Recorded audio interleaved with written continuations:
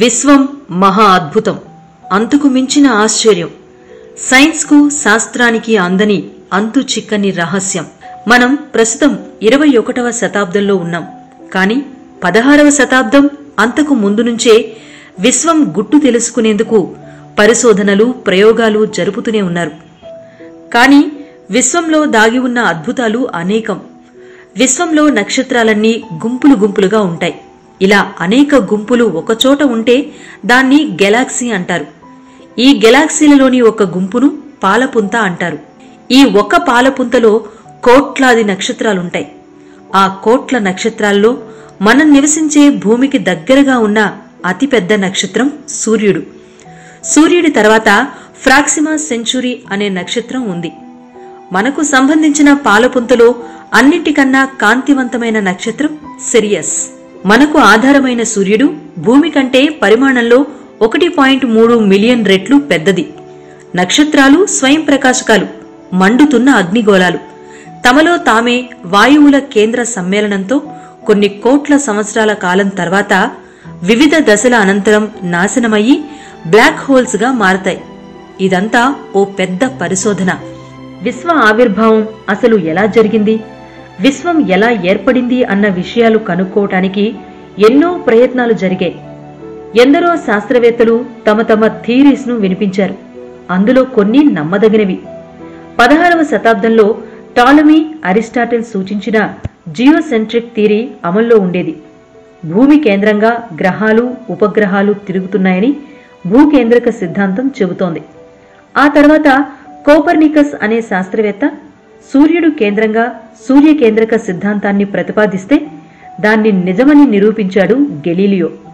విశ్వం మొదట్లో ముద్దగా ఉండేదని, ధూళి కణాలతో కలిసి ఉండేదని, కాలక్రమంలో ఆ ధూళి కణాల్లో రాపిడి వలన వేడిమి పుట్టి వృత్తాకారం కేంద్రంగా తిరగటం వలన మధ్యభాగం సూర్యుడిగాను, ఇతర భాగాలు గ్రహాలు, ఉపగ్రహాలు ఇతరత్రా ఏర్పడ్డాయని చెప్పారు తన వాయు నిహారిక సిద్ధాంతం ద్వారా కాంట్ అనే శాస్త్రవేత్త. సూర్యుని దగ్గరకు వచ్చే నక్షత్రాలు ఆకర్షణకు గురై సూర్యుడి నుంచి కొంత పదార్థం లాగబడి ఆ పదార్థం గ్రహాలుగా ఏర్పడ్డాయని తెలిపారు చాంబర్లిన్ మౌల్టన్ గ్రహాల పరికల్పన సిద్ధాంతంలో.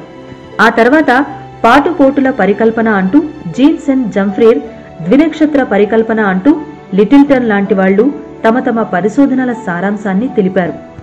బట్ ఫైనల్ గా లియురైట్ ప్రతిపాదించిన బిగ్ బ్యాంగ్ థియరీనే విశ్వసనీయంగా నిలిచింది.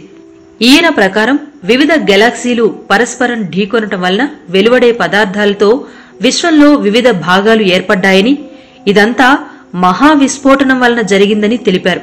ఇదే విశ్వజనన సిద్ధాంతంగా ప్రాతిపదిక అయింది. ఫైనల్ గా మనకు లభించిన ఆధారాలు, పరిశోధనల తర్వాత సూర్యుడు కేంద్రంగా ఉన్న సూర్య కుటుంబంలో సూర్యుడి నుంచి 3వ గ్రహంగా ఉన్న భూమిపైన మనం ఉన్నాం.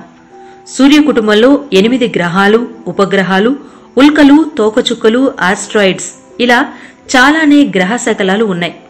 ఇటీవలి కాలంలో 9వ గ్రహంగా ఉన్న ప్లూటోను డెడ్ ప్లానెట్ గా గుర్తించి సౌర కుటుంబం నుంచి తొలగించటం జరిగింది.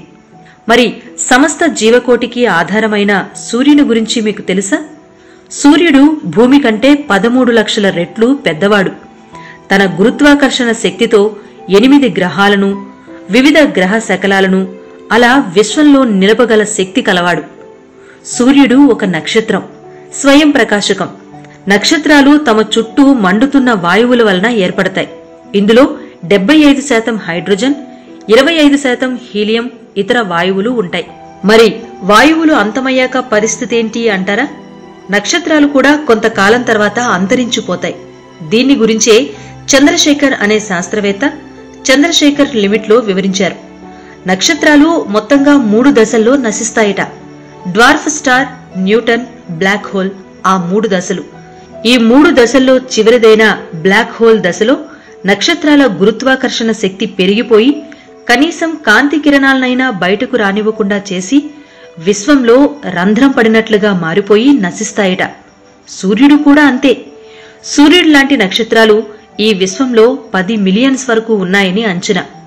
దీన్ని బట్టి చూస్తే సూర్యుడు కూడా ఏదో ఒక రోజు నశించిపోతాడు. ఆ రోజున సౌర కుటుంబం మొత్తం కకావికలమవుతుంది. సూర్యుని ఉపరితలంపై 6000 డిగ్రీల సెంటీగ్రేడ్ ఉష్ణోగ్రత, సూర్య కేంద్రకంలో 10 లక్షల డిగ్రీల ఉష్ణోగ్రత ఉంటుంది. సూర్యుని పైభాగం అంటే ఫోటోస్పియర్, ఇందులో 6000 డిగ్రీల సెంటీగ్రేడ్ టెంపరేచర్ ఉంటుంది. ఇది మన కంటికి కనిపించే పొర. క్రోమోస్పియర్లో 32,400 డిగ్రీల టెంపరేచర్ ఉంటుంది. ఇది ప్రాతకాలం మరియు సంధ్యా సమయాల్లో మన కంటికి కనిపించే పొర. ఇక మూడవది కరోనా. ఇది సూర్యుని కేంద్రం. ఇక్కడ 10 లక్షల డిగ్రీల సెంటీగ్రేడ్ టెంపరేచర్ ఉంటుంది. గ్రహణాల సమయంలో మాత్రమే మనం చూడవచ్చు. సో భూమి కంటే 13 లక్షల రెట్లు పెద్దదైన సూర్యుడు కూడా ఏదో ఒక దశలో నాశనమవటం ఖాయం. అది సమీప భవిష్యత్ కంటే కూడా కొన్ని వేల సంవత్సరాల తర్వాత సంభవమయ్యే అంశం కనుక ఇప్పుడైతే భయపడాల్సిన పనిలేదు. సూర్యుడి నుంచి భూమికి 149.5 మిలియన్ కిలోమీటర్ల దూరం ఉన్నప్పటికీ కేవలం 8 నిమిషాల్లోనే సూర్యకిరణాలు భూమిని చేరగలుగుతున్నాయి. కారణం కాంతి వేగం సెకనుకు 3 లక్షల కిలోమీటర్లు ఉండటమే. ఈ సూర్యకాంతి వివిధ పద్ధతుల్లో భూమిని చేరుతుంది. అలా చేరి అందరికీ జీవనాధారంగా ఉపయోగపడుతోంది. భూమి సముద్రంపై బంతి ఆకారపు పాంజియా అనే ముద్దలా తేలియాడుతూ ఉండేదంట. ప్రస్తుత భూ అంతర్భాగంలో రాళ్లు కరిగేటంత ఉష్ణోగ్రత ఉంటుందంట. విశ్వంలో ఎంతో చిన్న పరిమాణంలో ఉన్న మనిషి భూమి నాశనానికి కారణమవుతున్నాడంట. ఈ వివరాలు నెక్స్ట్ ఎపిసోడ్లో చూద్దాం.